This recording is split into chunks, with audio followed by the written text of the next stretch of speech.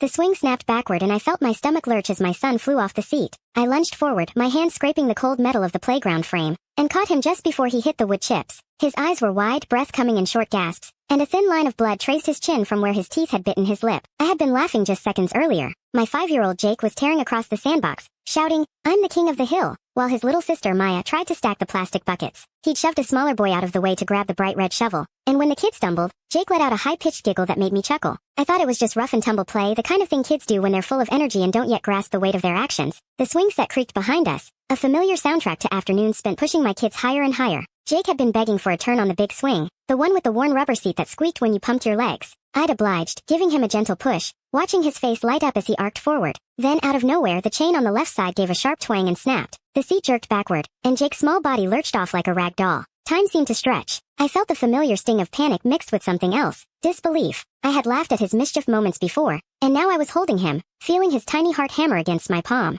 The other boy, Noah, sat on the ground holding his arm, tears streaming down his cheeks. Maya rushed over, her eyes wide, and whispered, "Daddy, is he okay?" I forced my voice to stay steady. "Jake, look at what you did." He blinked, still catching his breath, and his grin faltered. "I didn't mean to," he started, but I cut him off gently. "You pushed Noah off the swing. He got hurt because you didn't wait your turn." His shoulders slumped, and he stared at the wood chips under his shoes. I could see the guilt forming, a quiet realization that his fun had caused pain. I pulled him close, feeling the heat of his small body against mine, and whispered, "It's okay to feel sorry. It's not okay to hurt someone else because you want something." Maya tugged at my sleeve, her voice soft. "Can we say sorry?" I nodded. "Let's go talk to Noah together." We walked over, and Jake's eyes dropped to the ground. He mumbled an apology, his voice barely audible. Noah sniffled, wiped his nose with the back of his hand, and said, "It's okay. I just wanted a turn." I knelt beside them, feeling the rough texture of the playground surface under my knees. "Sharing isn't just about giving up a toy," I told Jake. "It's about making sure everyone feels safe and respected. When we wait our turn, we show we care about each other's feelings." Jake looked up, his eyes glistening.